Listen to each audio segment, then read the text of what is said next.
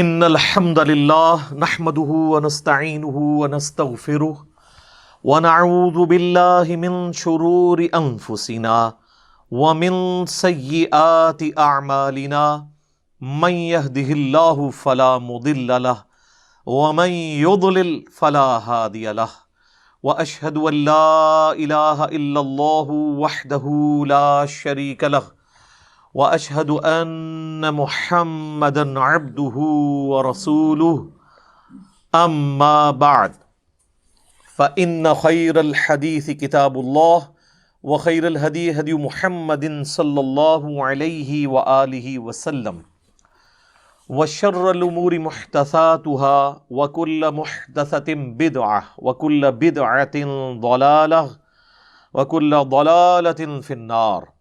اعوذ باللہ السمیع العلیم من الشیطان الرجیم من ہمزہ ونفخہ ونفثہ بسم اللہ الرحمن الرحیم رب اشرح لی صدری ویسر لی امری واحلل عقدۃ من لسانی یفقہوا قولی.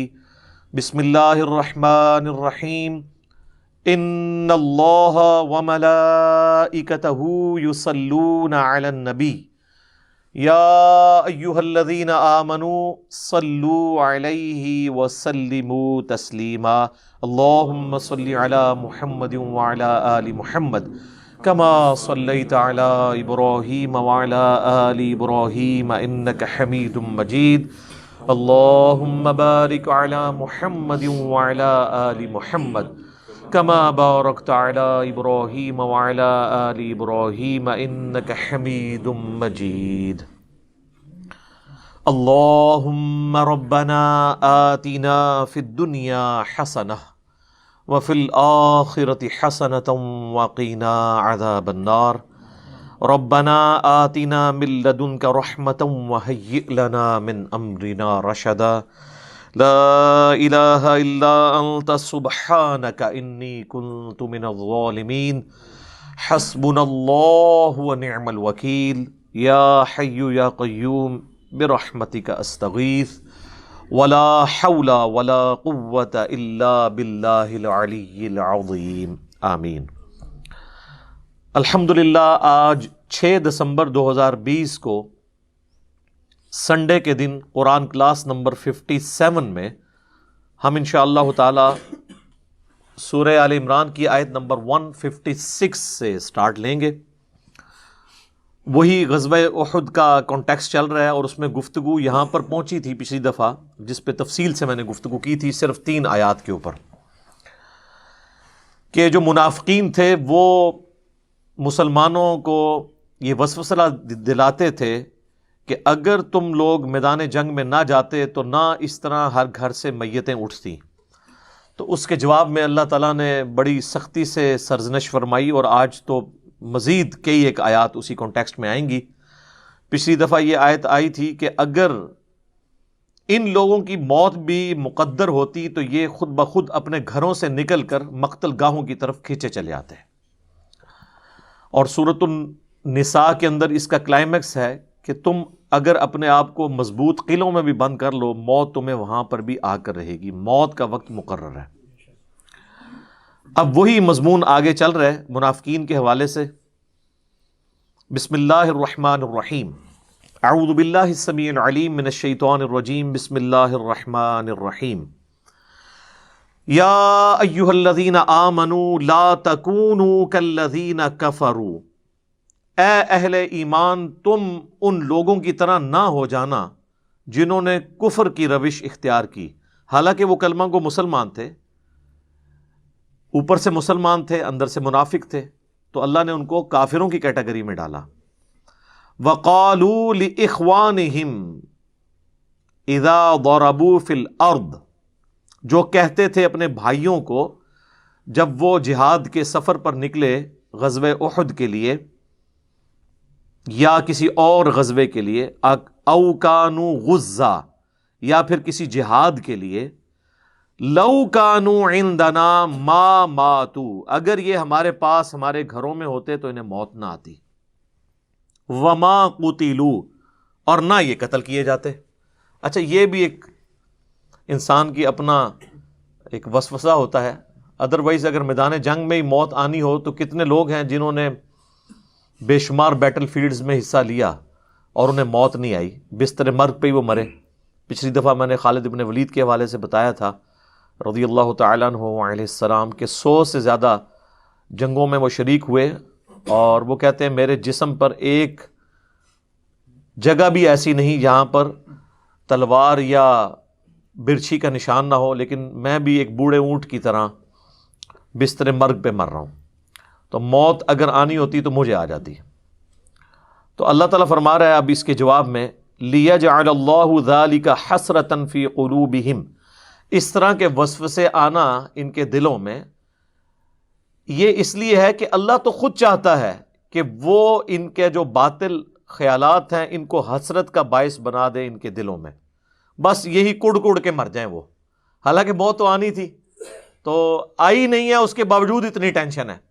دیکھیں نا, یہ اس کو کہتے ہیں کہ چلتی پھرتی زندہ لاش, کہ مرے نہیں ہیں پھر بھی ان کو ٹینشن اتنی ہے موت کی.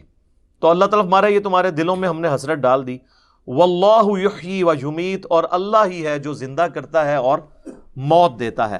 واللہ بما تعملون بصیر, اور اللہ تعالیٰ دیکھ رہا ہے جو کچھ تم کرتے ہو. اس بات کا یقین ہونا کہ موت کا وقت مقرر ہے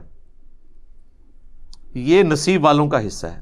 ادروائز اکثریت جو ہے نا وہ اہل ایمان میں سے بھی اتنا غلو کرتے ہیں کہ وہ یہ سمجھتے ہیں کہ اگر ہم کوئی سیکیورٹی کے میئرز لے لیں گے تو یہ چیز ہمیں موت سے بچا لے گی. ایسا نہیں ہو سکتا. سیکیورٹی کے میئرز لینا یہ سنت ہے, نبی صلی اللہ علیہ وآلہ وسلم بھی اس کا اہتمام کرتے تھے. اسباب اختیار کرنا سنت ہے, لیکن اسباب پر یقین کر لینا یہ کفر ہے.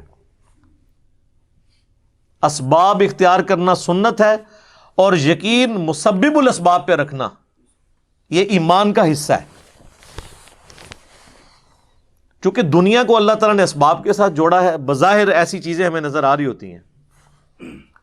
میرے ایک بڑے قریبی دوست تھے, مجھ سے بھی چھوٹی عمر میں وہ فوت ہو گئے.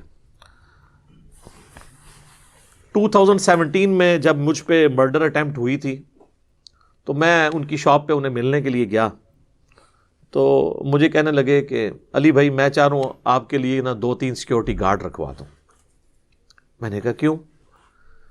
نہیں وہ دیکھیں نا یہ ایکٹیویٹی پرفارم ہوئی ہے. میں نے کہا اس وقت تو میں خیر کیجولی پھرتا تھا, تو اب ہم تھوڑی سی احتیاط کر لیا کریں گے اس حوالے سے. اور اس وقت بھی نہاتی حالت میں اللہ نے مجھے بچا لیا ہے تو الحمدللہ. تو اب بھی اگر موت مقدر ہوگی تو وہ میں ٹال نہیں سکتا.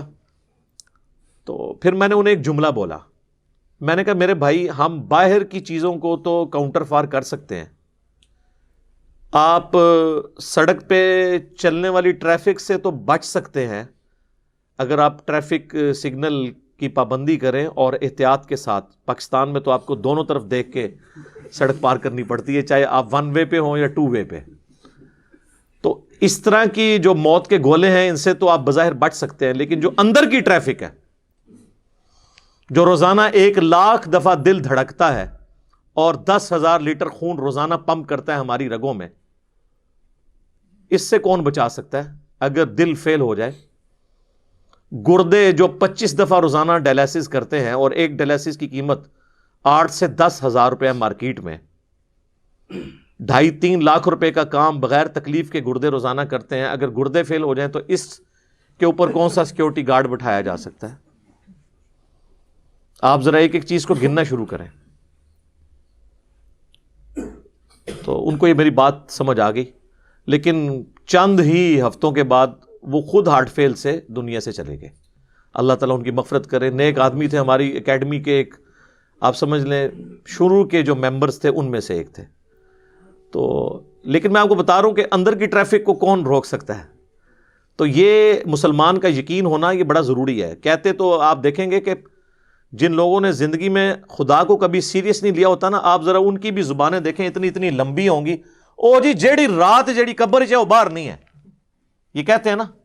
تو اگر یہی بات ہے تو جو قبر سے باہر زندگی گزار رہا ہے بغاوت کے اوپر مبنی, نہ تو حقوق اللہ کا کوئی پاس رکھتا ہے اور نہ کوئی حقوق العباد کا خیال رکھتا ہے، حرام خوریاں تیری گھٹی میں پڑی ہوئی ہیں اور لوگوں کا مال تو ہڑپ کرتا ہے، لوگوں کے پلاٹس ہڑپ کرتا ہے، اور بات یہ کر رہے تھے جیڑی قبر وچ رات ہے وہ باہر نہیں ہے. اگر تیرا یہ یقین ہوتا کہ قبر میں جو رات ہے وہ باہر نہیں ہے اور قبر میں جا کے کسی کو منہ دکھانا ہے تو تیری زندگی اس طرح کی گزر رہی ہوتی. تو یہ ایک روایتی جملے ہیں. جس طرح ہمارے پولیٹیشنز، ہمارے ریاستی اداروں کے جو ترجمان ہیں، ماشاءاللہ آپ گفتگو سنیں تو بسم اللہ الرحمن الرحیم اور انشاءاللہ اور الحمدللہ اللہ تعالیٰ، عام بندہ اس پہ خوش ہو جاتا ہے، اللہ دا نام پہ لیندے نے، وہ اللہ دا نام انجی پہ لیندے نے، انہاں دا تقیہ کلام ہے. اگر واقعی یہ اللہ کو مانتے ہوتے اور یہ جواب دے ہوتے تو اس طرح ان کی زندگی گزر رہی ہوتی؟ ایسے نہ ہوتا. یہ صرف ایک روایتی ہماری کلام ہے جو ہم بولتے ہیں. تو اسی طریقے سے یہ بھی لوگ روایتاً بات کرتے ہیں کہ جی جو قبر میں رات ہے وہ باہر نہیں ہے، جو باہر ہے وہ اندر نہیں ہے. اگر اس پہ یقین ہونا تو اس کا منطقی انجام یہ ہونا چاہیے کہ قبر کی تیاری کی جائے. لوگ یہ جملہ بول کے یہ بتانا چاہتے ہیں کہ جی کر لو جو کچھ کرنا جائے، اسی بدماش جائے، اسی نیچے قبر ہی جانا جدوں تک اسی باہر آ. وہ یہ رزلٹ نکال رہے ہوتے ہیں. حالانکہ رزلٹ تو اس سے یہ نکالنا چاہیے کہ میں اپنی قبر کی اور آخرت کی تیاری کروں. اس طرف دماغ بھی نہیں ان کا جاتا. الٹا وہ اپنے مخالفین کو تھریٹ لگانے کے لیے بات کرتے ہیں کہ جتنی میری زندگی لکھی ہوئی ہے وہ تو میں باہر ہوں. اور بھائی جو تو باہر ہے تو اندر کی تیاری کرنا. تو یہ اصل اس میں سے مورل لیسن لینا چاہیے. وَلَئِن قُتِلْتُمْ فِي سَبِيلِ اللَّهِ او مُتْتُمْ، اللہ تعالیٰ فرما رہے ہیں اگر واقعی تم اللہ کی راہ میں مارے جاؤ یا اپنی طبعی موت مر جاؤ جہاد میں، راستے میں، بیماری کے ذریعے، لَمَغْفِرَةٌ مِّنَ اللَّهِ وَرَحْمَةٌ خَيْرٌ مِّمَّا يَجْمَعُونَ، تو جو اللہ کی بخشش تمہیں ملنے والی ہے اور اس کی رحمت، وہ اس سے بہت بہتر ہے جو تم نے دنیا میں جوڑ کے رکھا ہوا ہے، چاہے وہ زندگی ایز این ایسٹ یا دنیا کے ایسٹس جو تم نے جوڑے ہوئے ہیں، اس سے بہتر اللہ کے پاس ہے. میں کہتا ہوں جی اگر واقعی جس میں رتی برابر ایمان ہے نا، اسے یہ آفر کی جائے نا کہ مرتے ہی تم سیدھا جنت میں جاؤ گے، تو آدھے مسلمان آج ہی مرنے کے لیے تیار ہو جائیں کہ یار ادھر تو ذلت کی زندگی کاٹ ہی رہے ہیں، چلو اس سے تو جان چھوٹے گی تو آگے اربوں سال کی ہمیشہ کی زندگی مل جائے گی. اور اگر کوئی ایفرٹ اس کے لیے واقعی پٹ کر رہا ہے نا، پھر اس کے لیے زندگی لائبلٹی ہوگی، آخرت ایسٹ ہوگی. اسی لیے تو اللہ نے قرآن میں جگہ جگہ اس چیز کو ایڈریس کیا ہے کہ یہودیوں اگر تم یہ کہتے ہو نا ہم اللہ کے لاڈلے ہیں، اللہ کے چہیتے ہیں، تو موت کی تمنا کیوں نہیں کرتے؟ موت سے تو تم اس طرح بھاگتے ہو. یعنی یہ نہیں کہا جا رہا کہ تم کہو کہ اللہ مجھے مار دے، نہیں. تمنا اس اعتبار سے کہ جس طرح ایک شخص کو اپنے محبوب سے وصل کا انتظار رہتا ہے نا، تو تمہیں بھی اس چیز کا انتظار رہے کہ میں مر کے اپنے رب کا دیدار کروں گا. تو پھر مرنے سے تمہیں خوف نہ آئے. اور سب سے زیادہ خوف یہودیوں کو ہوتا تھا. اسی لیے قریش مکہ تو کافر ہوئے ہیں، یہودی کافر نہیں ہوئے، وہ منافق ہو گئے. اوپر سے کلمہ پڑھ لیا تاکہ دونوں طرف پارٹیاں بنا کے رکھیں، کیونکہ ان کو اپنی جان عزیز تھی. اسی لیے سورۃ البقرہ میں آیا کہ یہودی جو زندگی کی ہرس رکھتے ہیں نا، یہ مشرکین سے بھی زیادہ رکھتے ہیں. حالانکہ وہ بت پرست تھے، لیکن وہ انہوں نے آ کے دیکھیں بدر میں، احد میں، خندق میں ڈٹ کے سامنے آ کے مقابلہ کیا. اعلانیہ انہوں نے انکار کیا، لیکن یہودیوں نے اعلانیہ انکار نہیں کیا، اوپر سے کلمہ پڑھ لیا، اندر سے جڑیں کاٹی. یہ بزدلی کی علامت تھی، ورنہ تو سامنے آ کے کہتے ہاں جی ہم نہیں مانتے، آ کے لڑو ہمارے ساتھ. تو دنیا کی محبت کی وجہ سے وہ بزدلی کا شکار تھے یہودی. تو اللہ تعالیٰ فرماتا ہے اگر آخرت تمہیں اتنی محبوب ہے تو تمنا کرو نا. تو یہی حال مسلمانوں کا بھی ہے. یہ کہنا آسان ہے کہ جی ہر وقت ہم موت کے لیے تیار بیٹھے ہوئے ہیں، لیکن تیاری کوئی نہیں ہے، بس تیار بیٹھے ہوئے ہیں. وہ سر آپ نہ بھی تیار بیٹھیں، جدو چکیا جانا ہے تو اسی چکیا جانا ہے. تہاڈی تیاری نال کچھ نہیں، تسی تیار نہ بیٹھو، تیاری کرو. تو اللہ تعالیٰ فرما رہا ہے کہ جو اللہ کی راہ میں جہاد کے دوران طبعی موت مر جائے نا، اس کے لیے بھی مغفرت اور اجر عظیم ہے، کیونکہ وہ اللہ کی راہ میں وقف ہوا ہے نا. اور اگر شہید ہو جائے گا پھر تو نور علی نور ہے. اچھا وہ کیوں ہے اجر؟ اس نے اللہ کے لیے نیت تو کی ہے نا. حتیٰ کہ صحیح مسلم میں حدیث ہے کہ جو شخص شہادت کی تمنا کے ساتھ اپنے بستر پہ بھی مرے نا، اللہ اسے بھی شہید لکھتا ہے.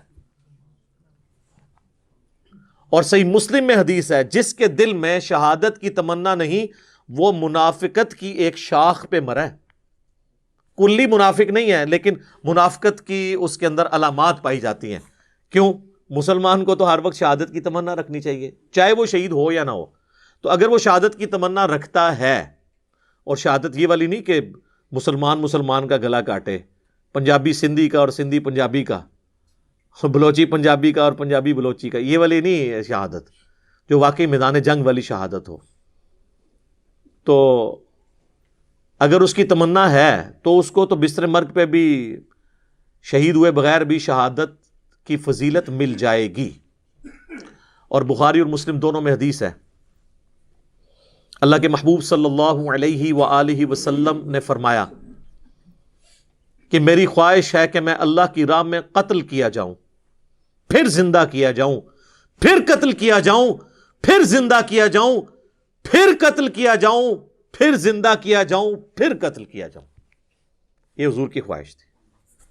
تو اللہ نے آنری طور پہ آپ کی خواہش پوری کی ہے. آپ کی موت زہر سے ہوئی. وہ میرا پچھلے دنوں ایک ویڈیو ریکارڈ ہوئی تھی، رسول اللہ کا قاتل کون، کیونکہ بعض غالی رافضیوں کی طرف سے یہ الزام لگایا گیا کہ اصحاب رسول میں سے کسی نے رسول اللہ کو زہر دیا تھا. تو وہ میں نے پورا ایک ڈاکٹرن کلیئر کی ہے، اور یوٹیوب پہ ویڈیو رکھی ہوئی ہے، نبی صلی اللہ علیہ وآلہ وسلم کا قاتل کون. تو ایک شیعہ عالم تھے، انہوں نے بڑے غلوف کے درجے میں جو ہے نا اس طرح کی باتیں کی، تو میں نے ان کے جواب میں وہ ویڈیو ریکارڈ کروائی تھی، وہ آپ جا کے دیکھ سکتے ہیں. تو جس کو شہادت کی تمنا ہوگی اس کو بستر مرگ پہ بھی اللہ تعالیٰ ثواب دے دے گا انشاءاللہ تعالی. اب بڑی اہم ترین آیت آ رہی ہے جی. اچھا اس کے ساتھ وہ آیت بھی جوڑ لیتے ہیں، وَلَئِن مُتُّمْ أَوْ قُتِلْتُمْ، اگر تم مر جاؤ اللہ کی راہ میں سفر کرتے ہوئے یا جنگ میں قتل کر دیے جاؤ، لَإِلَى اللَّهِ تُحْشَرُونَ، تمہیں اللہ کے حضور ہی جمع کیا جائے گا. At the end of the day, چاہے کوئی قتل ہوا، مرا، شیر کے پیٹ میں چلا گیا یا کسی ویل مچھلی کے پیٹ میں چلا گیا یا ایئر کریش میں اس کی راکھ اڑ گئی، الٹیمیٹلی تم جمع کر لیے جاؤ گے قیامت والے دن اللہ کے حضور. اللہ نے تمہیں زندہ کر لینا ہے. تو اس کے یعنی یہ کوئی اللہ تعالیٰ اپنی صرف قدرت کا اظہار نہیں کر رہا کہ زندہ ہو جانا ہے، تو مطلب یہ ہے کہ اللہ کے حضور تمہاری پیشی ہونی ہے کہ تم نے یہ ساری قربانیاں اللہ کے لیے کی تھیں یا کسی کے دکھلاوے کے لیے کی تھی. یہ شہادت جو ہے وہ اپنی بہادری کے جوہر دکھانے کے لیے تھی یا واقعی اللہ کے لیے مرنا چاہتے تھے تم. اچھا اب وہ اہم ترین آیت آ رہی ہے، سورہ آل عمران کی آیت نمبر 159. اسپیسیفکلی رسول اللہ صلی اللہ علیہ وآلہ وسلم کے اخلاقی اقدار کے اعتبار سے. ایک تو وہ آیت مبارکہ ہے نا سورۃ القلم کی آیت نمبر 4، وَإِنَّكَ لَعَلَىٰ خُلُقٍ عَظِيمٍ، اور بے شک اے محبوب صلی اللہ علیہ وآلہ وسلم آپ اخلاق کے بلند ترین درجے پر فائز ہیں. صلاۃ بر محمد وآل محمد، اللہم صلی علی محمد وعلی آل محمد. وہ تو ایک جنرل سٹیٹمنٹ تھی نا، یہ اسپیسیفکلی آپ علیہ السلام کے بارے میں اہم ترین آیت ہے. اب یہ آیت مبارکہ ایسی ہے جس سے لوگوں نے غلط رزلٹ بھی نکالا ہے آپ علیہ السلام کی شفقت کے پوائنٹ آف ویو سے. میں انشاءاللہ اس وسوسے کو بھی سیٹل کروں گا. یہ ہے سورہ آل عمران کی آیت نمبر 159، فَبِمَا رَحْمَةٍ مِّنَ اللَّهِ لِنْتَ لَهُمْ.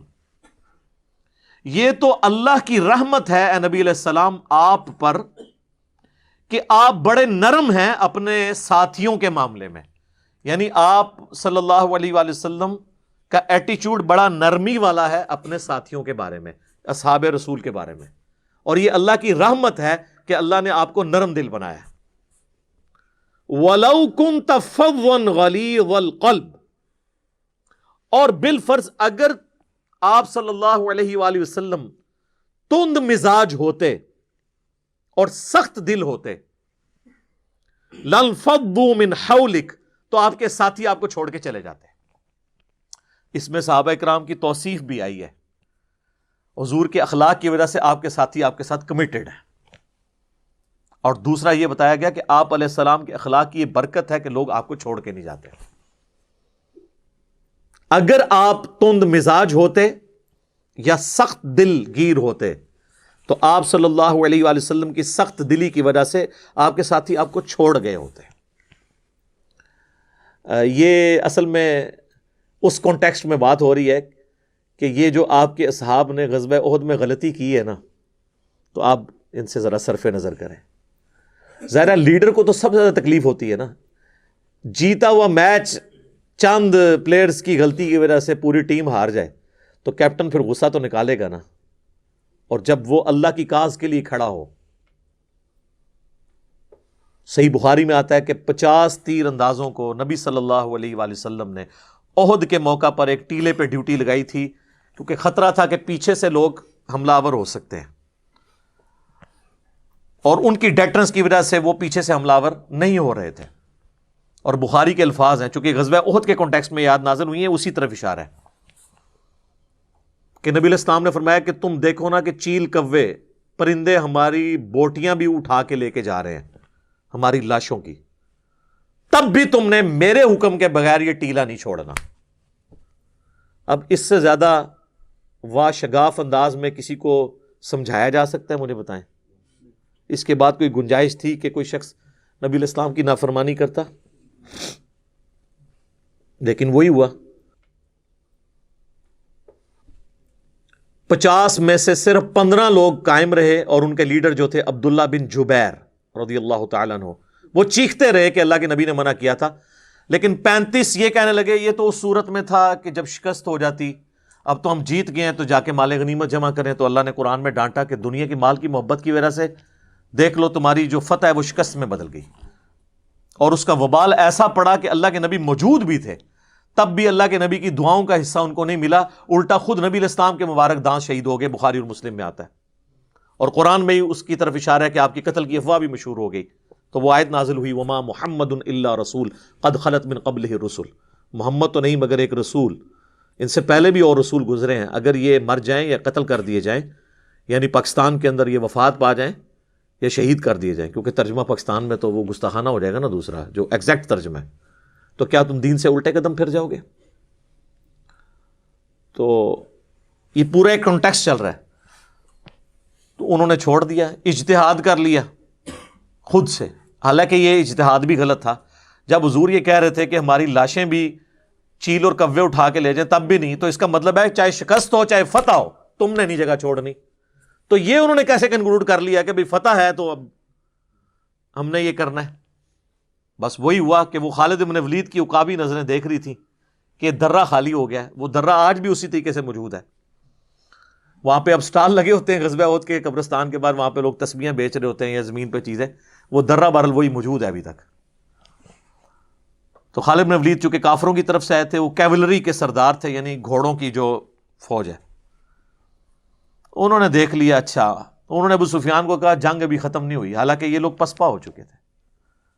صحیح بخاری میں آتا ہے انہوں نے پھر پیچھے سے آ کے حملہ کیا، 70 سے زیادہ اصحاب شہید ہوئے، اور کئی اصحاب رسول کی مارنے کی وجہ سے ہی قتل ہو گئے فرینڈلی فائرنگ کے اندر. حضرت حذیفہ ابن یمان کے باپ یمان اور جابر بن عبداللہ کے والد جو ہیں وہ عبداللہ، بخاری میں آتا ہے یہ دونوں کو مسلمانوں نے قتل کر دیا. وہ چیختے رہے لیکن بھگدڑ مچ گئی، پتہ ہی نہیں چلا. وردیاں تو ہے نہیں تھی، گرد اڑ رہی تھی، مار دیا.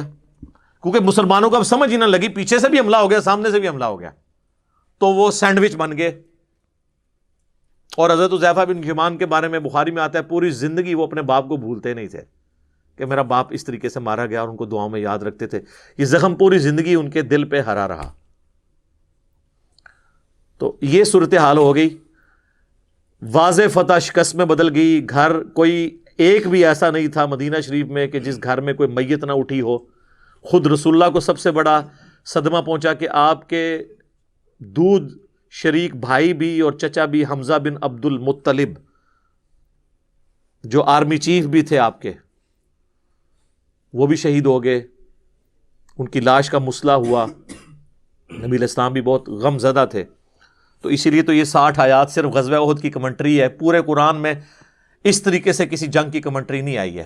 اس کے بعد اگر آئی ہے تو غزوہ تبوک کی آئی ہے سورہ التوبہ کے اندر، آگے چل کے آئے گی.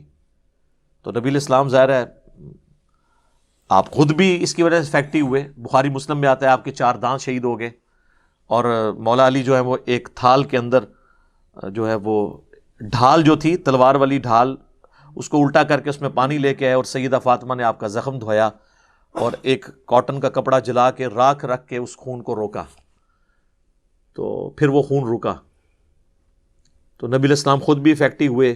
اس سے بڑا غم یہ تھا کہ مسلمانوں کے ساتھ اللہ کا وعدہ تھا کہ اس میں بھی فتح ہوگی۔ مسلمانوں کو یہ وسوسے آئے کہ بھئی وعدہ تھا تو پھر فتح کیوں نہیں ہوئی؟ تو وہ بھی ہم نے سن لیا، پہلے آیات گزری کہ اللہ نے تو فتح دے دی تھی، تم نے اپنا ڈسپلن لوز کیا اور تم نے رسول اللہ کی نافرمانی کی۔ پھر اللہ نے کہا کہ ہم نے تمہیں معاف کیا۔ اس میں سیدنا عثمان بھی شامل تھے، پچھلی دفعہ میرا کلپ اسی میں سے ہی اپلوڈ ہوا تھا۔ تو سیدنا عثمان کو اللہ تعالیٰ نے اس حوالے سے معاف فرما دیا، باقی اصحاب کو بھی۔ لیکن انسان تو انسان ہوتا ہے نا، ابھی اس چیز کا خدشہ تھا کہ نبی علیہ السلام اپنے ساتھیوں کو اس معاملے پہ ڈانٹتے، وہ ظاہر ہے جینون ہوتا آپ کا ڈانٹنا، تو اللہ تعالیٰ نے اس کانٹیکسٹ میں یہ بات کی ہے۔ پہلے تو حضور کی تعریف کی ہے کہ اللہ نے آپ کو بنائی نرم دل ہے، آپ اپنے ساتھیوں پہ ایسی شفقت کرتے ہیں، اسی وجہ سے آپ کے ساتھی آپ کے ساتھ کمیٹڈ ہیں اور آپ کو چھوڑتے نہیں ہیں۔ نرم دل کیا بنایا جناب؟ وَمَا أَرْسَلْنَاكَ إِلَّا رَحْمَةً لِّلْعَالَمِينَ، سورۃ الانبیاء آیت نمبر 107۔ تمام جہان والوں کے لیے آپ کو رحمت بنا کے بھیجا ہے۔ یہ تو آپ علیہ السلام کی شفقت تھی۔ بخاری اور مسلم دونوں میں حدیث ہے، انس ابن مالک کہتے ہیں میں نے 10 سال حضور کو وضو کروایا ہے، اور میری عمر 10 سال تھی جب میری ماں نے مدینہ شریف حضور ہجرت کر کے آئے تو مجھے حضور کے سامنے لے گئیں اور کہا کہ یہ میرا بیٹا ہے انس، تو یہ آپ کی خدمت کیا کرے گا۔ 10 سال کا بچہ کیا ہوتا ہے؟ تو کہتے ہیں میں تو بچہ تھا، کبھی حضور مجھے کسی کام سے بھیجتے تو میں جا کے بچوں میں کھیلنا شروع کر دیتا، میں کام ہی بھول جاتا۔ تو حضور نے کبھی مجھے ڈانٹا نہیں، کبھی آپ نے یہ نہیں مجھے کہا 10 سالوں میں تو نے یہ کیوں کیا اور یہ کیوں نہیں کیا۔ زیادہ سے زیادہ باہر تشریف لاتے تو آپ علیہ السلام میرے پیچھے کھڑے ہو جاتے پیار محبت کے ساتھ، یوں کبھی ہاتھ رکھ لیا آنکھوں پہ اور کہا، آپ پیار سے بھی اس سے انہیں انیس کہہ کے پکارتے، جیسے ہم وہ نک نیم رکھ دیتے ہیں نا، ٹھیک ہے، کسی کا نام ذوالفقار ہے تو پیار سے زلفی کہہ دیا اسے، اس طرح نام تھا انس تو انیس کہہ کے، اور کہتے میں نے تو تمہیں اس کام بھیجا تھا، یہ بھی نہ آگے کہتے کہ ابھی تک کیا کیوں نہیں، ٹھیک ہے، کبھی مجھے ڈانٹا نہیں ہے، پوری زندگی آپ کی شفقت۔ حتیٰ کہ بخاری مسلم میں ایک حدیث ہے، صحابی کہتے ہیں نبی علیہ السلام اپنے گھوڑے یا خچر یا گدھے پہ سوار تھے، ایک پینڈو شخص آیا، آپ نے اپنے گردن پہ وہ ایک چادر رکھی ہوئی تھی، اوڑھی ہوئی تھی، اس نے سیدھے آ کے نا آپ کی چادر کو، جو آپ کو پتا ہے پینڈو تو پینڈو ہی ہوتا ہے، اور پھر عرب دا پینڈو، ایک پینڈو تو عرب دا اعرابی، اس نے سیدھی آ کے نا چادر یوں کھینچی، اور صحابی کہتے ہیں اتنی زور سے اس نے کھینچی کہ حضور کی گردن پہ نا لائن پڑ گئی اس چادر کی وجہ سے، اور کہتا ہے کہ اے محمد جو کچھ اللہ نے تمہیں دیا اس میں سے ہمیں بھی کچھدو، یعنی وہ جو مالک غنیمت میں سے۔ تو وہ صحابی کہتے ہیں میں دیکھا حضور مسکرا رہے ہیں اور آپ نے فرمایا اس کو دے دو، کتنے گھوڑے اور اونٹ حضور نے اسے گفٹ کیے۔ تو یعنی آپ کے اندر وہ غصے والا وہ ایلیمنٹ نہیں تھا، اس حوالے سے آپ شفقت والا آپ کے اوپر پہلو غالب تھا۔ اس طرح کے کئی واقعات ہیں، صحیح مسلم میں حدیث ہے جب طائف میں آپ کو پتھر مارے گئے تو آپ نے پہاڑوں کا فرشتہ آپ کے پاس اللہ نے بھیجا کہ آپ اجازت دیں ہم ان طائف کی وادی میں ان کو مسل دیا جائے، تو ان کا نہیں، میں اللہ سے امید کرتا ہوں ان کی آنے والی نسلیں جو ہیں نا وہ اسلام قبول کر لیں گی، ٹھیک ہے۔ تو آپ علیہ السلام پہ شفقت کا ایک ایلیمنٹ تھا غالب۔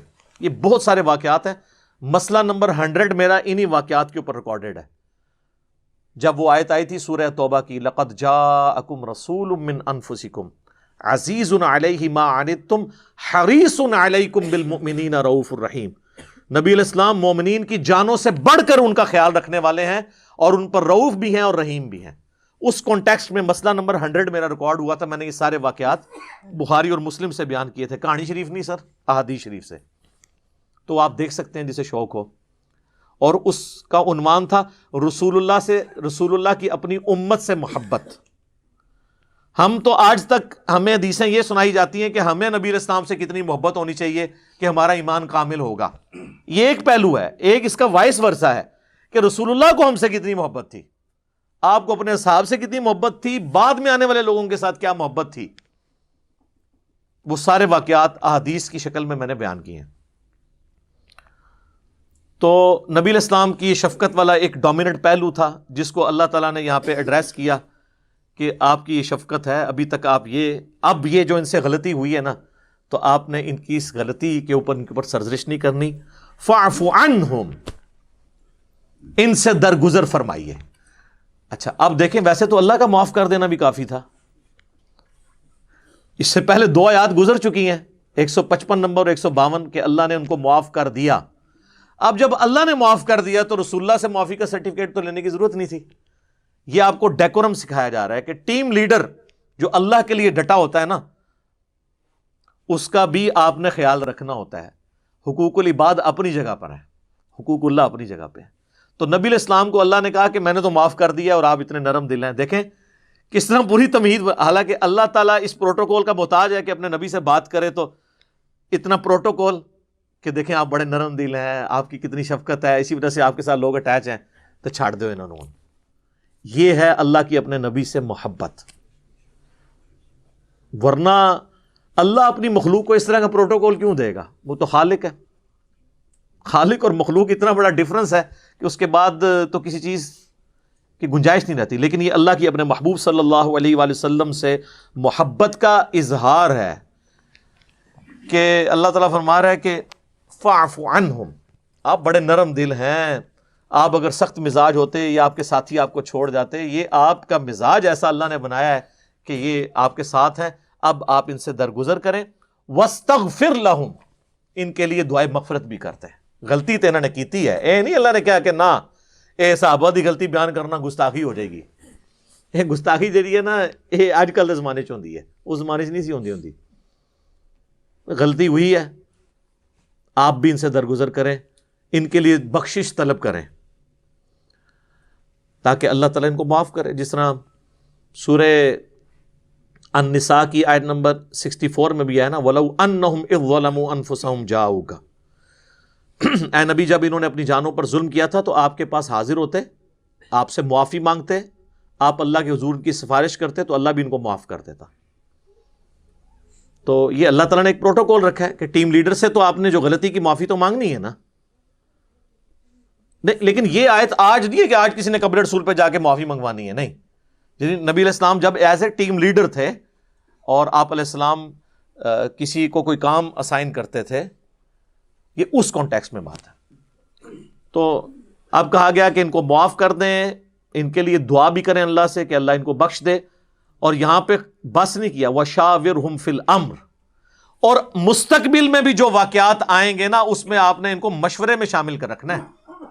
یہ نہ ہو کہ آپ اب کنکلوڈ کر لیں کہ چونکہ انہوں نے میری نافرمانی کیا آندھا میں نے مشورے میں نہیں ماننا. اس دنیا میں تو یہی لیڈر کرتے ہیں نا کہ تو تے بولنا ہی نہیں ہے، تو جو پچھلی بار کام پایا سی نا تو تے اس ٹائم نہ بول.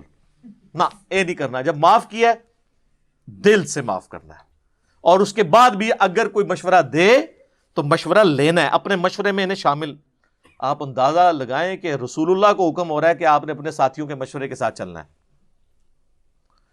ہمارا کون سا مسلمان حکمران ہے جو اپنے ساتھیوں سے مشورہ کرتا ہے؟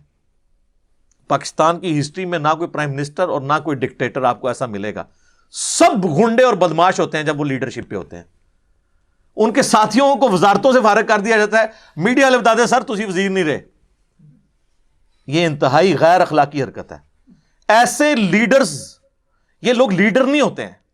لیڈر وہ ہوتا ہے کہ جس کے ساتھی اس سے سیٹسفائی ہوں، اور جب وہ کام یہ کرتا ہے نا تو پھر وہ مشورے سے کرتا ہے. میں آپ کو اپنے آفس میں بتاؤں، ہمارے ایک ڈائریکٹر صاحب تبلیغی جماعت کے، یعنی وہ پاکستان میں آپ سمجھ لیں کہ ہماری ڈیفنس کی ٹیکنالوجی میں چند بڑے لوگوں میں سے ایک. میری جب سلیکشن بھی ہوئی تو انہوں نے میرا انٹرویو کیا تو مجھے بعد میں پتا چلا جب میں ان کے پاس، تو ان میں نے یہ عادت دیکھی تھی کہ حالانکہ ہم سے بہت سینئر آفیسر تھے، جب کبھی انہوں نے کوئی ڈیوٹی ہمیں اسائن کی ہے اور وہ ہماری ڈیوٹی چینج کرنی ہوتی تھی نا، اور ان کو یہ خدشہ ہوتا تھا کہ اس بات کا برا منائے گا، کیونکہ میرے ساتھ تو یہ اکثر ہو جاتا تھا، کیونکہ ان کو میرے پہ یہ مان تھا کہ جس کام پہ میں اس کو لگاؤں گا نا وہ کام سٹریم لائن ہو جائے گا. وہ جب سٹریم لائن ہو جاتا تھا میں کہتا تھا نہیں اے ہن نواں کام ہے، اے تو کرنا ہے. اور وہ اس وجہ سے کہ ان کو پتا تھا کہ باقی کسی کو دیا تو کھو کھاتے ڈال جائے گا، اور مجھے یہ ہوتا تھا کہ اب تو میں اب سکون سے بیٹھا ہوں تو اب مجھے ایک اور بے سکونی میں ڈال دیا. جس طرح کہتے ہیں نا، وہ پنجابی کہتے ہیں نا کام کرنا بڑا ذلیل ہوتا ہے، ٹھیک ہے، کیونکہ نئی جڑی ذلت آندی وہ متھے ماری جاندی ہے. تو لیکن وہ اس طرح نہیں کرتے تھے کہ بھی اب یہ پوری تمہید بنانی، 3-4 دن بٹھانا، اچھا یہ ہو رہا ہے یہ ہو رہا ہے، ہمیں پتہ چل جاتا تھا کہ انہیں کیا ہونے لگا ہے، لیکن ہمیشہ اس طریقے سے ٹیم لیڈر وہی ہوتا ہے، اور پھر اس کی وجہ سے ہم بھی کوئی دل میں قلق محسوس نہیں کرتے تھے، چلو یار ٹھیک ہے۔ یہ ٹیم لیڈر کی نشانی ہوتی ہے کہ وہ پھر مشورے میں شامل کرتا ہے اپنے ساتھیوں کو۔ اب ایک اور اہم بات اس کے ساتھ آ رہی ہے، فَإِذَا عَزَمْتَ، جب آپ عزم کر لینا کسی کام کا، مطلب مشورہ ہوا، ایک چیز طے ہو گئی، اب بیچ میں جو ہے نا وہ پاک نہیں چھوڑنی کوئی، بس اب کر گزرنا ہے، اور اس کے بعد کوئی غلط رزلٹ آ جائے تو اب یہ نہیں کہنا کہ اے نے مشورہ دیتا سی، نہیں، انہیں مشورہ دیتا سی، فیصلہ تو سر تسی کیتا سی نا، تو آپ نے اپنے فیصلوں کی حفاظت کرنی ہے۔ یہ بڑی اہم آیت ہے، فَإِذَا عَزَمْتَ، جب عزم کر لو نا کسی کام کا، فَتَوَكَّلْ عَلَى اللَّهِ، پھر اللہ پہ توکل کرنا ہے۔ حسبنا اللہ ونعم الوکیل، وہ آگے چل کے آئے گا کہ یہ دعا سکھائی جائے گی سورہ ال عمران کی 179 نمبر آیت میں، کہ ہم نے اللہ ہی پر بھروسہ کیا، وہی بہتر کارساز ہے۔ ان اللہ یحب المتوکلین، بے شک اللہ تعالی توکل کرنے والوں سے محبت کرتا ہے۔ یعنی آپ نے اسباب اختیار کرنے ہیں اور پھر نظر کس پہ رکھنی ہے؟ مسبب الاسباب کے اوپر، توکل اللہ پہ کرنا۔ توکل یہ نہیں ہوتا کہ کرو کچھ نہ، یہ پیچھے دیکھیں کتنے کام بتائے گئے ہیں، یہ کرنے کے بعد مشورہ بھی کرنا ہے، پھر عزم بھی کرنا ہے، پھر اللہ پہ توکل۔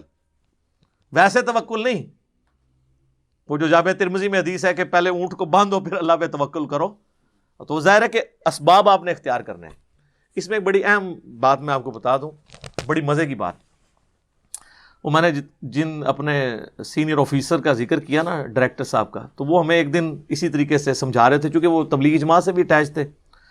تو حاجی عبدالوہاب صاحب رحمہ اللہ تعالیٰ جو تبلیغی جماعت کے امیر تھے، جو 2-3 سال پہلے ہی فوت ہوئے، تو وہ کہہ رہے ہم ایک دفعہ حاجی صاحب کے پاس بیٹھے ہوئے تھے، تو حاجی صاحب کی عادت تھی کہ وہ مشورہ کرتے تھے جماعتوں کو بھیجتے وقت نا۔ تبلیغی جماعت میں ویسے بہت چیز زبردست ہے، مشورے والی اور عمارت والی، باقی کسی کو تعلیمات سے کوئی اختلاف ہو سکتا ہے، لیکن ان کا سسٹم بڑا ماشاءاللہ مضبوط ہے۔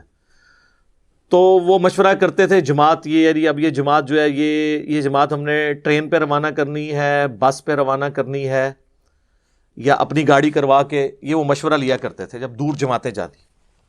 تو کہتے ہیں مشورے کے دوران نا مختلف لوگوں نے مشورہ دیا، کسی نے کہا کہ بس پہ جاتے ہیں، کسی نے کہا جی پیدل جاتے ہیں۔ پیدل جماعتیں بھی ان کی کئی 100 کلومیٹر تک وہ دعوت کے طور پہ چلتی ہیں۔ کسی نے کہا جی ٹرین پہ جانا ہے، الٹیمیٹلی طے ہو گیا جی ٹرین پہ جماعت جائے گی۔ فیصلہ ہو گیا۔ فیصلہ کرنے کے بعد حاجی صاحب نے نا پھر دوبارہ سے جنہوں نے بس کا مشورہ دیا تھا نا ان کو پوچھا کہ ہاں جی بتائیں کس طریقے سے سفر اختیار کرنا چاہیے، تو انہوں نے پھر کہا جی بس پہ۔ انہوں نے کہا نا، اب جب طے ہو جائے نا تو اب تم نے بھی یہی کہنا ہے ٹرین پہ، تاکہ یونٹی نہ ٹوٹے۔ یہ مشورہ اس وقت تک تھا جب تک ڈیسیژن نہیں ہوا۔ ونس ڈیسیژن ہو جائے نا تو بس والے نے بھی کہنا ہے ٹرین، ٹرین والے نے تو کہنا ہی ٹرین ہے، باقی سب نے بھی، پیدل والوں نے بھی کہنا ہے ٹرین، ورنہ راستے میں کوئی مصیبت آئے گی، ٹرین کہیں پہ خراب ہو گئی تو ٹرین کا مشورہ دینے والی شامت آ جائے گی، تو وہ تو میرے بھائی بس بھی راستے میں پنکچر ہو سکتی تھی۔ بسیں تو ماشاءاللہ یہاں راکٹ کی سپیڈ پہ چل رہی ہوتی ہے، بس کا تو پہنچنا بھی اس کی پروبیبلٹی بھی کم ہوتی ہے، تو پھر آپ کسی کو یہ تانا نہیں دے سکتے کہ تو مشورہ دیتا سی، وہ اللہ کی طرف سے ہوتا ہے۔ اسی لیے کہا گیا فَإِذَا عَزَمْتَ، جب آپ عزم کر لینا پھر اللہ پہ توکل کرنا ہے آپ نے، رزلٹ جو بھی آئے۔ اس کو سپورٹو وہ حدیث ہے جو تقدیر والے چیپٹر میں ہے صحیح مسلم میں، مسئلہ تقدیر کے اوپر آلموسٹ 60 کے قریب حدیثیں لی ہیں امام مسلم نے، اور اس کی آخری حدیث یہی ہے کتاب القدر چیپٹر کی۔ میں یہ سمجھتا ہوں یہ حدیث جو ہے نا، یہ تو سنہری حروف میں نا چوراہوں پہ لگانی چاہیے لکھ کے۔ صحیح مسلم کی حدیث ہے، نبی صلی اللہ علیہ وآلہ وسلم نے فرمایا، اے ابو ہریرہ، جو چیز تجھے نفع دے اس کے حصول کے لیے اپنی پوری کوشش کر، سستی نہ کرنا، کاہلی نہ کرنا، اور اللہ سے مدد طلب کرنا۔ پھر بھی اگر رزلٹ تیرے خلاف آ جائے تو یہ نہ کہنا کہ اگر میں یہ کر لیتا تو یہ ہو جاتا، اگر میں یہ کر لیتا تو یہ ہو جاتا۔ یہ اگر مگر شیطان کا دروازہ کھول دے گا۔ یہ سب کچھ یعنی انگریز بھی یہی کرتا ہے، فیزیبلٹی پہلے بناتا ہے، وہ 80% ایفرٹ فیزیبلٹی پہ پٹ کرتے ہیں، 20% جو ہے وہ کاسٹ ان کی آتی ہے کام کرنے کے اوپر. یہ نہ ہونا کہ وہ کر بیٹھے تو اینڈ پہ پتا چلے کہ جناب ادھر تو یہ مصیبت کھڑی ہو گئی ہے. جہاں ہمارے کئی پروجیکٹس کے ساتھ یہ ہو جاتا ہے. تو اب اس میں الفاظ کیا ہیں کہ جو بھی چیز تمہیں نفع دے دنیا میں اور آخرت میں، جنرل ہے،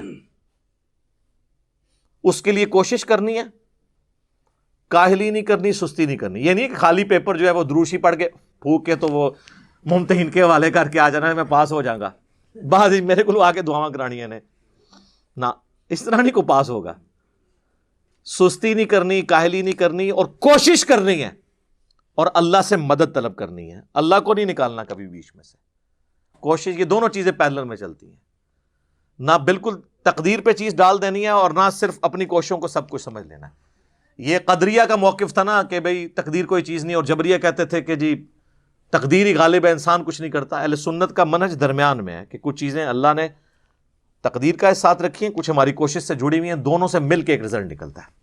ورنہ تو رسولوں کا مقدمہ، کتابوں کا مقدمہ ہی ختم ہو جائے گا اگر ہماری ول کی کوئی اہمیت نہیں ہوگی. قرآن تو بار بار اسی کے اوپر ہی ایمفسائز کرتا ہے، والذین جاہدوا فینا لنہدینہم سبلنا.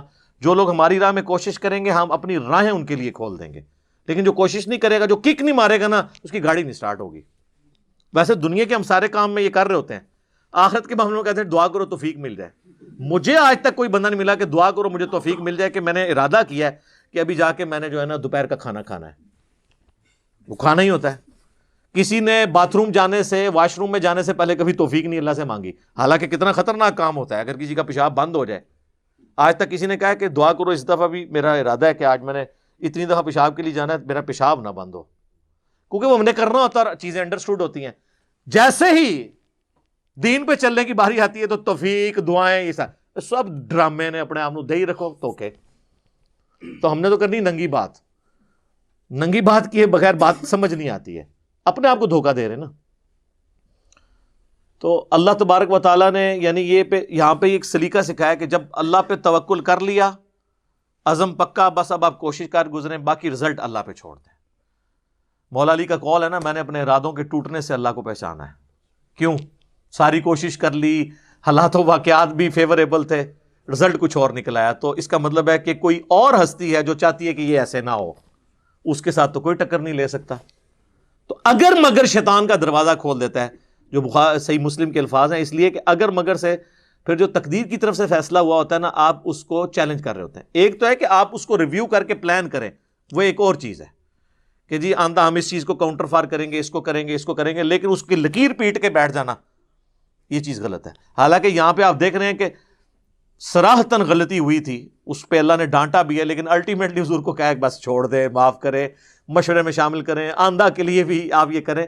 یہ اسی چیز کی نفی کی جا رہی ہے کہ بس یہ اللہ کی طرف سے ایک معاملہ ہونا تھا، تمہارا ڈسپلن لوز ہوا. لیکن سر دیکھیں، یہ غزوہ احد کا ہی ڈسپلن لوز ہوا ہے، اس کے بعد مسلمانوں نے کوئی جنگ نہیں ہاری.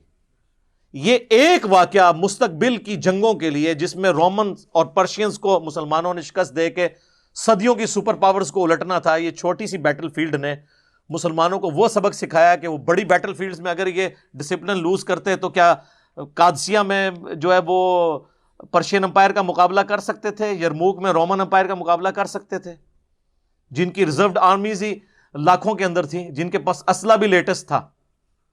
تو یہاں پہ اللہ تعالیٰ نے جو ڈسپلن سکھایا ہے نا، اس کی وجہ سے پھر آگے وہ معاملات چلے.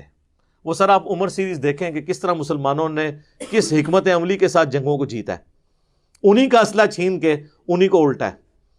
تو وہ اسی یونٹی کی وجہ سے، ڈسپلن لوز نہ ہونے کی وجہ سے سب کچھ ہوا ہے. آپ دیکھ لیں قادسیہ کے اندر جب مسلمانوں کی فوج پسپا ہو گئی ہے تو حضرت سعد ابن ابی وقاص جو ہیں وہ تو بیمار تھے، وہ تو قلعے میں پیچھے بیٹھے ہوئے تھے، ان کو بہت تیز بخار ہو گیا تھا، اتنے لاغر ہو گئے تھے کہ وہ چل بھی نہیں سکتے تھے، لیکن ایک ایک لمحے کی رپورٹ لے رہے تھے. وہ پرشینز جو ہیں ہاتھی لے کے آگے، اتنے بڑے بڑے عرب کے گھوڑوں نے ہاتھی دیکھے نہیں ہوئے تھے، وہ تو عرب کے گھوڑے جب ہاتھی دیکھتے تھے تو بھاگ جاتے تھے. تو وہ تو مسلمانوں کو ہی کچلنا شروع کر دیا انہوں نے. تو انہوں نے ساتھی نے آگے اطلاع کی کہ حضرت یہ تو وہ تو ہاتھی لے کے، اتنے بڑے بڑے ہاتھی لے کے آگے. تو حضرت سعد ابن ابی وقاص نے کہا کہ بنو تمیم کے لوگوں کو میرے پاس بلاؤ. جناب بنو تمیم کے وہ لوگ تھے کہ جو اپنی جان کی پرواہ کیے بغیر بڑے بڑے کارنامے سر انجام دے دیتے تھے. سر انہوں نے گھوڑوں کو کیا سائیڈ پہ کہ گھوڑا تو بدک جاتا ہے, پیدل گئے, کتنے لوگوں کی جان بھی اس میں چلی گئی, کئی لوگ ہاتھی کے نیچے آ کے مر بھی گئے. پیدل جا کے انہوں نے نیزے اپنے ہاتھوں میں پکڑ کے تو وہ جا کے ان ہاتھیوں پہ بیٹھے ہوئے لوگوں کو گرایا, اور بعض ہاتھیوں کو بھی انہوں نے گرایا, اور مسلمانوں نے وہ جنگ جیت لی. 8,500 مسلمان شہید ہوئے. آج ان کے نام بھی ہمیں نہیں پتا. ان کی قربانی ہے, ان کے بھی بیوی بچے تھے, ان کا بھی مستقبل تھا, لیکن انہوں نے قربانی دی. آج ان کی قربانیوں کی وجہ سے اسلام ہم تک پہنچا ہے. اور بس ہم نعرہ لگا سکتے ہیں جو کچھ بھی ہیں تیرے محبوب کی امت سے. ان کو جچتا تھا کہ وہ نعرہ لگائیں جو کچھ بھی ہیں تیرے محبوب کی امت سے, دیکھ محبوب کے ساتھ ہم نے وفاداری کی ہے. ہم کہتے ہیں ہم بے وفا ہیں, ٹھگ ہیں, فراڈی ہیں, تو ہم حضور کی نسبت سے ہمیں بخش دے.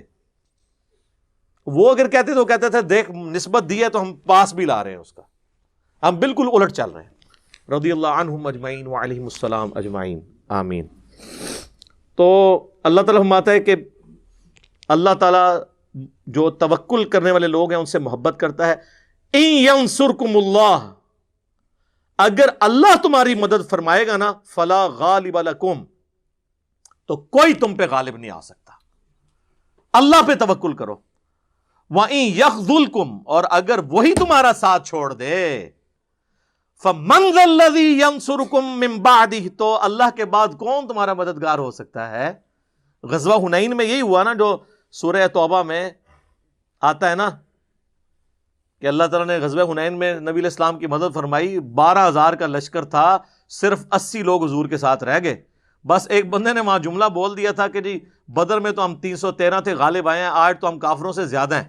اور غزوہ حنین مشرکین عرب کے خلاف آخری جنگ تھی, یہ فتح مکہ کے بعد ہوئی تھی.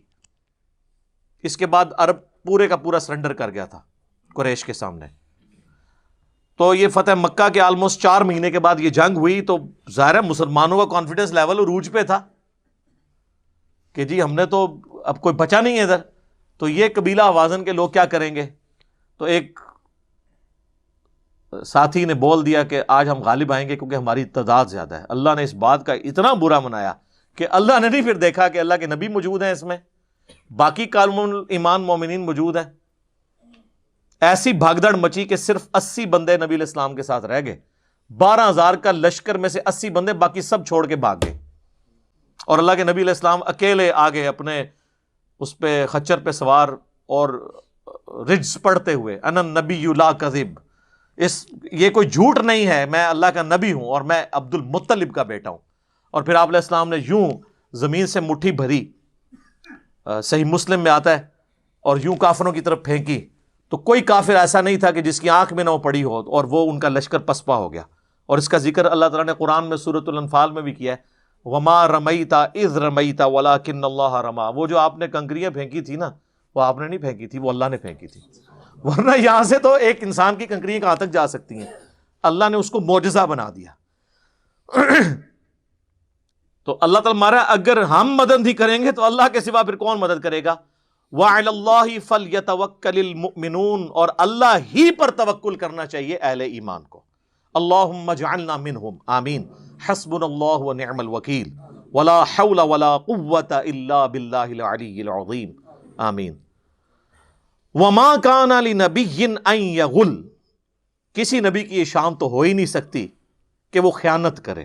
اب یہ منافقین باتیں کرتے تھے نا کہ کوئی ان کے اپنے ذاتی بینیفٹس ہیں اس کے لیے سب کچھ کرتے ہیں. اللہ نے فرمایا نبی کی یہ شان نہیں کہ وہ خیانت کرے, اس کا ظاہر کا ایجنڈا کچھ اور ہو اور باطن کا اور ہو. یہ دنیا دار حکمرانوں اور جنگجوؤں کے مسئلے ہوتے ہیں. وَمَن يَغْلُلْ یأتی بما غل یوم القیامہ, اور جو کوئی خیانت کرے گا نا تم میں سے بھی, تو اپنی خیانت لے کے آئے گا ساتھ قیامت والے دن. اللہ تعالیٰ اس کا پھر بدلہ دے گا اور سزا ڈالے گا تم پر. ثم توفی کل نفس ما کسبت, پھر تمہیں بدلہ دیا جائے گا پورا پورا جو بھی تم نے کیا ہوگا. وہم لا یظلمون, اور ان پر ظلم نہیں کیا جائے گا. یعنی ہر جان اپنے اعمال لے کے آئے گی. ومن یعمل مثقال ذرۃ خیرا یرہ, فَمَن يَعْمَلْ مِثْقَالَ ذَرَّةٍ خَيْرًا يَرَهُ وَمَن يَعْمَلْ مِثْقَالَ ذَرَّةٍ شَرًّا يَرَهُ، ذرے کے برابر بھی نیکی کی ہوگی وہ بھی دیکھ لے گا، اور ذرے کے برابر گناہ کیا ہوگا وہ بھی دیکھ لے. لیکن ہم صرف ایک ہی دیکھتے ہیں، کہتے ہیں وہ تو اللہ نے کوئی اینی جی نیکی پسند آ جائے جی ساڑی، وہ تو اینی جی نیکی تے بھی چھوڑ سکتا ہے، اگے نہیں پڑھ دے کہ اینے جی گناہ تے بھی پکڑ سکتا ہے. تو یہ بیلنس وہ اللہ کی مرضی. آج کی ڈیٹ میں کوئی یہاں بیٹھ کے نہیں ڈیسائیڈ کر سکتا کہ میری کون سی نیکی کام آ جانی ہے.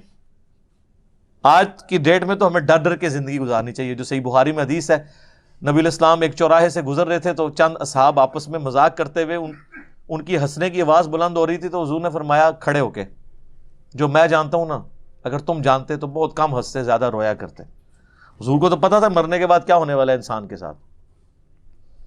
عبداللہ بن عمر کہتے ہیں، صحیح بخاری کی حدیث ہے، کہ نبی علیہ السلام نے میرے کندھے پہ ہاتھ رکھ کے کہا تھا کہ عبداللہ اپنے آپ کو مردوں میں شمار کرنا، یعنی صبح اٹھو تو یہ سمجھو کہ آج رات میری قبر میں ہے.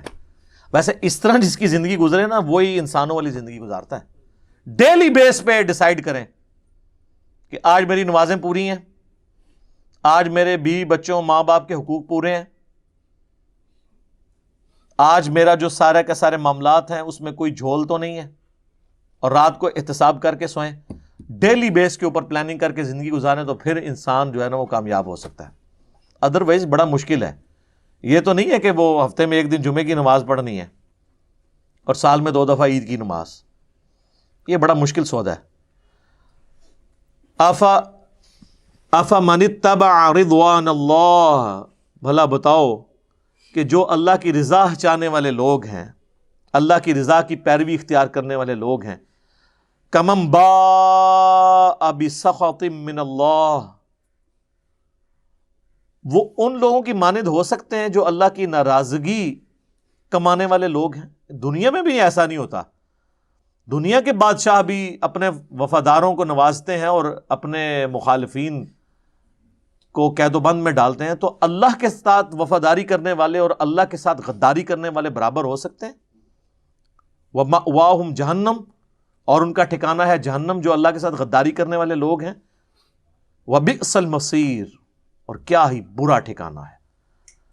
اللہم لا تجعلنا منہم، اللہم اجرنا من النار، اللہم انی اعوذ بک من عذاب جہنم ومن عذاب القبر ومن فتنة المحیا والممات ومن شر فتنة المسیح الدجال.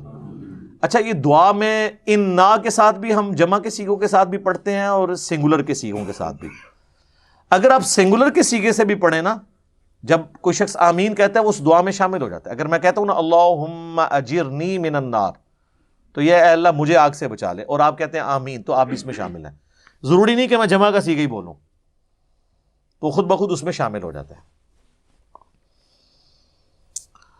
ہم درجات عند اللہ، اللہ کے حضور ان کے درجے ہیں. پھر یعنی جس طرح جنت میں درجے ہیں نا، جہنم میں بھی درجے ہیں. جس طرح سورہ نساء میں آیا کہ منافقین دوزخ کی سب سے نچلی گھاٹی میں ہوں گے. سورۃ الحجر میں آیا نا کہ دوزخ کے 7 دروازے ہیں اور 7 دروازوں کا اپنا اپنا حصہ ہے. اس طرح اس کی گھاٹیاں ہیں. سارے کافر ایک جگہ پہ نہیں ہوں گے. جو زیادہ اس اللہ کے دشمن تھے، سورہ مریم میں آتا ہے، وہ اتنے ہی نچلی گھاٹی کے اندر ہوں گے. تو اس طرح اہل جنت کے بھی درجے ایک جیسے نہیں ہیں. جنت میں بھی اعلیٰ سے اعلیٰ درجات ہیں اور کم سے کم، لیکن وہ کم سے کم بھی جو ہے نا میرے بھائی، وہ بھی انمیجنیبل ہے. وہ بخاری مسلم میں حدیث ہے، جو سب سے آخر میں جنت میں جائے گا نا، اور آخر میں وہ جو جہنم سے نکال کے لاکھوں سال کی اپنی سزا بھگت کے جب وہ جنت میں جا رہا ہوگا نا، اس کو بھی اس روئے ارض سے 10 گنا بڑی جنت، ایکویلنٹ ٹو 10 پلانٹس، یہ 10 زمینیں. تسی کہندے ہو F11 10 مرلے دا پلاٹ، پوری زمین 40,000 کلومیٹر کے سرکمفرنس کی، اس طرح کی 10 زمینیں. تو وہ تو جب جنت میں جا رہا ہوگا تو بخاری مسلم کے الفاظ ہیں، وہ تو یہ سمجھے گا جنت شاید خالی ہوگی، بھر گئی ہونی ہے، میری تو جگہ کوئی نہیں. اللہ تعالیٰ فرمائے گا کہ زمین سے 10 گنا بڑی جگہ تجھے. تو کہے گا یا اللہ میں تو مجھ سے مذاق کر رہا ہے. تو بخاری مسلم کے الفاظ ہیں کہ اللہ تعالیٰ مسکرائے گا جیسا کہ اس کی شان کے لائق ہے. ٹھیک ہے. تو اللہ کی جنت یہ اتنے جو آپ کو ٹریلینز اینڈ ٹریلینز آف بتاتے ہیں پلانٹس ہیں اور بلینز آف گلیکسیز ہیں، یہ اللہ تعالیٰ نے الاٹ کرنے کے لیے سارے پلاٹ رکھے ہوئے ہیں جناب. یہ انشاءاللہ تعالیٰ اولاد آدم کی میراث ہے نا انشاءاللہ. یہ ہماری ابا جی کی جاگیر ہے جنت انشاءاللہ. لیکن ابے دی جاگیر تو آگ ہو جانا جی ابے دی گل نہیں منی. ہاں یہ ذہن میں رکھیے گا. واللہ بصیر بما یعملون، اور اللہ تعالیٰ دیکھنے والا ہے جو وہ کرتے ہیں. کیا دھمکی ہے جی. کوئی جنتیوں والے اعمال کر رہا ہے اس کو بھی اللہ دیکھ رہا ہے، جو جہنمیوں والے اعمال کر رہا ہے اس کو بھی اللہ تعالیٰ دیکھ رہا ہے. کوئی چیز اللہ تعالیٰ کے اس چیز سے باہر نہیں ہے، اور اللہ نے خود ہی سارا حساب و کتاب رکھا ہوا ہے. اللہ کو فرشتوں کی بھی حاجت نہیں ہے، یہ تو صرف ہماری تسلی کے لیے ہے. قرآن حکیم میں کئی جگہ یہ مضمون ہے کہ ہم غائب تو نہیں تھے، ہم تو خود دیکھ رہے تھے. اور فرشتوں نے تو کئی اعمال لکھے ہونے ہیں جو قیامت دن زیرو سے ملٹیپلائی ہو جانے ہیں، کیونکہ اللہ فرمائے گا تم نے تو ظاہری اعمال دیکھے نا، یہ تو ریاکاری کے لیے کر رہا تھا. جی وہ جو آتا ہے کہ ایک شہید کو لایا جائے گا، صحیح مسلم میں حدیث ہے، تو فرشتوں نے اسے شہید ہی لکھا ہوگا نا، تبھی تو الفاظ ہیں شہید کو لایا جائے گا. اللہ کہے گا نا، اس کا مطلب ہے اللہ تعالیٰ کو فرشتوں کو بھی کوئی رشوت نہیں دے سکتا. یہ دنیا میں جج خریدے جا سکتے ہیں. اللہ وہ جج ہے جس کو نہ تو کسی گواہ کی ضرورت ہے، نہ کسی ریکارڈ کی ضرورت ہے، نہ کوئی پٹیشن فائل کرنے کی ضرورت ہے، نہ کوئی جوڈیشری میں کیس چلانے کی ضرورت ہے. اس کو تو پتہ ہے دنیا میں آپ دھوکہ دے سکتے ہیں. تو اللہ تعالیٰ ہمارا ہے کہ اللہ تعالیٰ واقف ہے، دیکھ رہا ہے جو کچھ تم کر رہے ہو. اس میں ایک دھمکی پوشیدہ ہے. چلے اچھا ہوا ہے یہاں پہ یہ ہماری ٹائم مکمل ہوا، کیونکہ اگلی جو آیت ہے نا 164 یہ خود متقاضی ہے، اس پہ 15-20 منٹ کم از کم بولا جائے. لقد من اللہ علی المؤمنین اذ بعث فیہم رسولا یتلو علیہم آیاتہ ویزکیہم ویعلمہم الکتاب والحکمہ وان کانوا من قبل لفی ضلال مبین. رسول اللہ کا احسان ہے انسانیت کے اوپر کہ انہوں نے کتاب اللہ کے ذریعے لوگوں کو ہدایت دی. اس کانٹیکسٹ میں یہ اہم ترین آیت ہے سورہ آل عمران کی آیت نمبر 164. انشاءاللہ اگلی دفعہ ہمارے درس کا آغاز اسی سے ہوگا انشاءاللہ. اللہ تعالیٰ سے دعا ہے جو حق بات میں نے کہی اللہ تعالیٰ ہمارے دلوں میں راسخ فرمائے. اگر جذبات میں غلطی سے میرے منہ سے کوئی غلط بات نکل گئی اللہ تعالیٰ ہمیں معاف بھی کر دے، ہمارے دلوں سے اسے دھو دے. ہمیں کتاب و سنت کی تعلیمات پر عمل کر کے دوسرے بھائیوں تک پہنچانے کی توفیق عطا فرمائے. سبحانک اللہم وبحمدک اشہد ان لا الہ الا انت استغفرک واتوب الیک وما علینا الا البلاغ المبین. جزاکم اللہ خیرا.